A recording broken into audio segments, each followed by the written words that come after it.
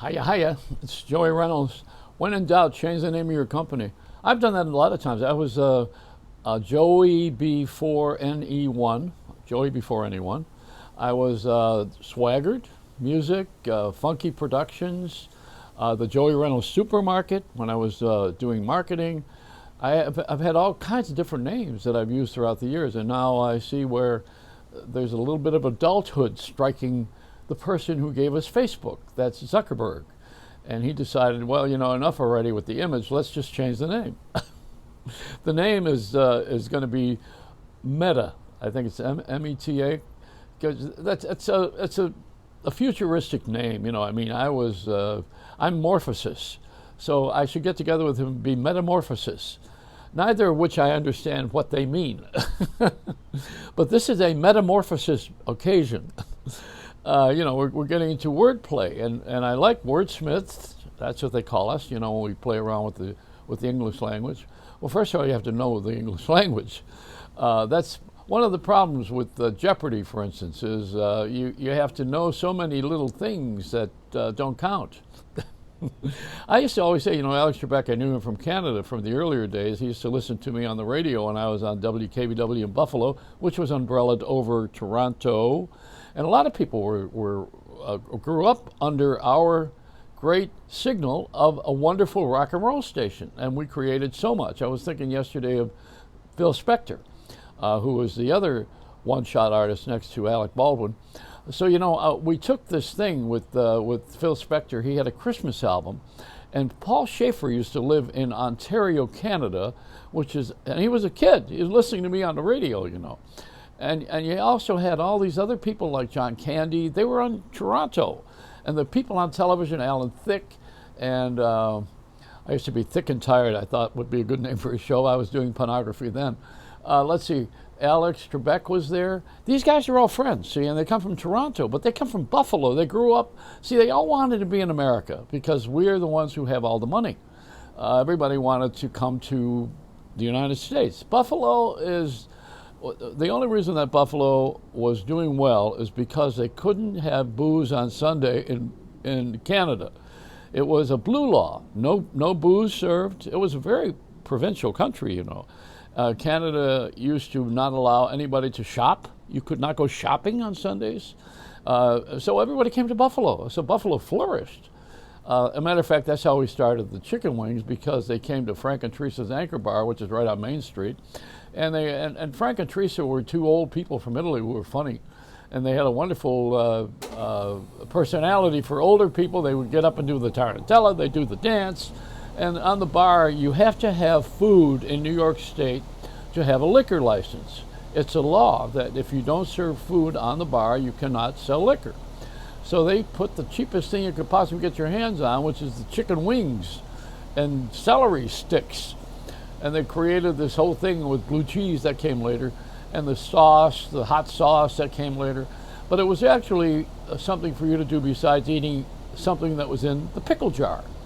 There was a pickle jar, and pig's feet in those bar rooms. I mean, if you came into a bar, whether you're Canadian or not, maybe they like pig's feet more than we do.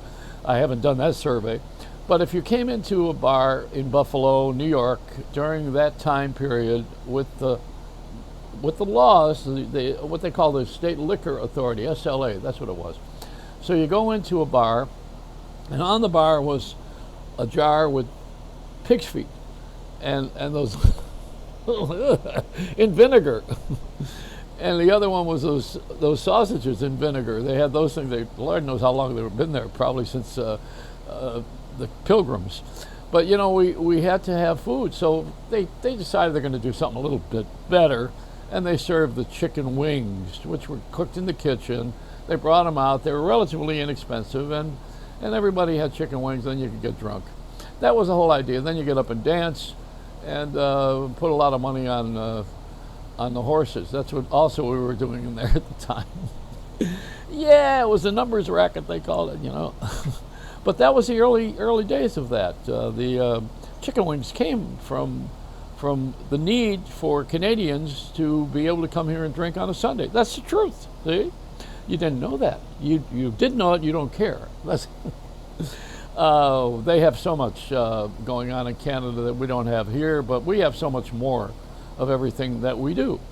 And the more is what's appealing to everybody in the world. People already, we all pretty much all want the same thing, pretty much, but this country has more of it. So the more is the fascinating part. Now, on this particular occasion of Halloween, which is celebrated bigger than Veterans Day, can you imagine that? I mean, any reason to have retail sales, that's probably part of it. The other part is to not be who we are because we're so tired of it. And I'm going to pose an interesting question I want to put up here. First of all, I'll tell you what I'm going to go as on Halloween. I'm going to go as a person of interest. Yeah, that's a category. Joey Reynolds dressed as a person of interest, whatever that means. But I'll tell you what I think is a curious question. We've all got our vaccinations and our booster shots and et cetera. I wonder how much is in there in the recovery fluid that has altered our thinking. I wonder if there's something, and not that anyone put it there suspiciously as we did the COVID virus being planted in this country and all over the world, but what about the vaccine, the anecdote? You find that besides the fact that we've had 2 years of being in jail, just about, of not being able to go anywhere, especially if you're older, or if you live in Florida, you know more people died here than anywhere.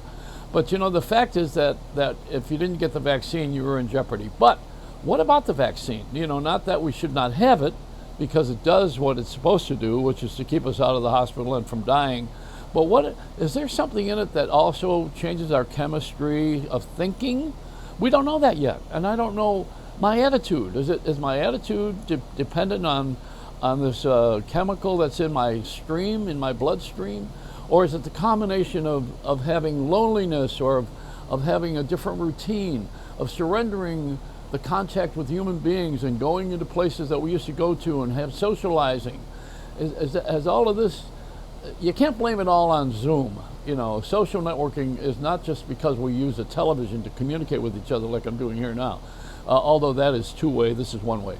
So, you know, when we are in a place where we talk to each other and we touch each other and we look at each other in the eyes, it's a far different experience than it is with this particular event of staying in touch with people for business. That's what Zoom was good at, and for families who shouldn't be near each other. Of course, in my case, you know, we should never have been near each other from birth.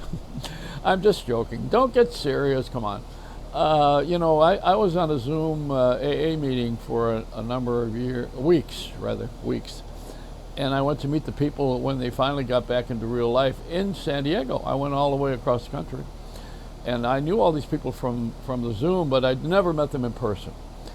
And I was a part of a meeting with a friend of mine who took me and walked me through.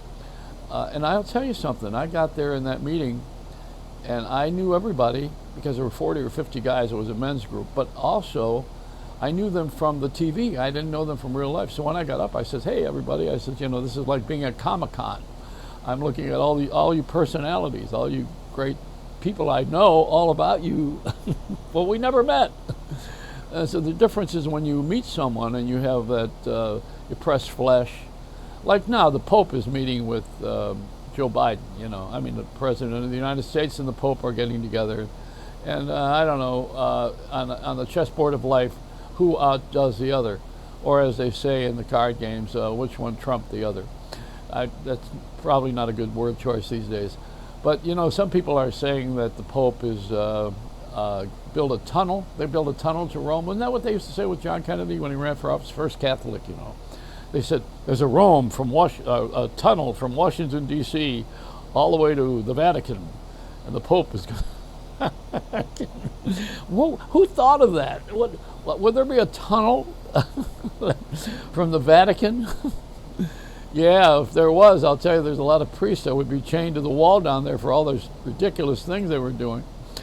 But you know, there's good priests, and there's a lot of masses now, to change the subject for a minute, that are in Latin. And it's not a bad deal because all of the pharmaceuticals are in Latin. You know, I mean, that's what we learned. And Spanish is really a Latin language.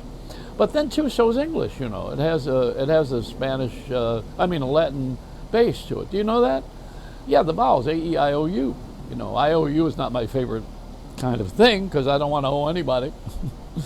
But those are, the vowels, and I'm going to get off of that real quick here. I'm going to have a vowel movement. I want to get off of the subject here of talking about the Pope and Biden, but I want to close it by saying they needed to have a sponsor, and I thought the next Pope should be a lot shorter. They should have Pope Peep, and I think it ought to be sponsored by Pope Cola. Now those are my two big jokes about it.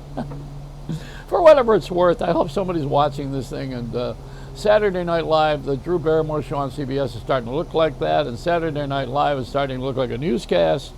And the guy that was doing it the best died last year. You know, I miss him very much. The newsman who was on Saturday Night Live at the news desk for a few years, Norm.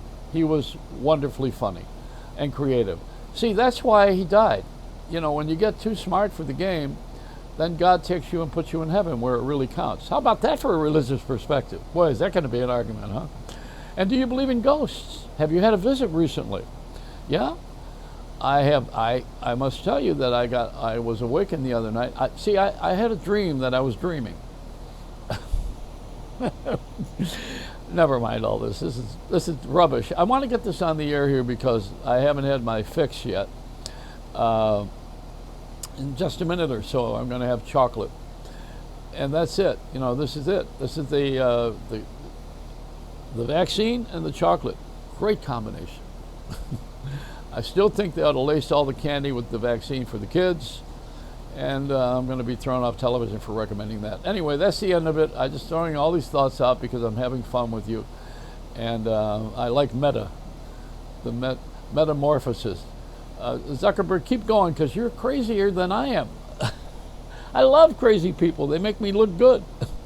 It's a Reynolds Wrap.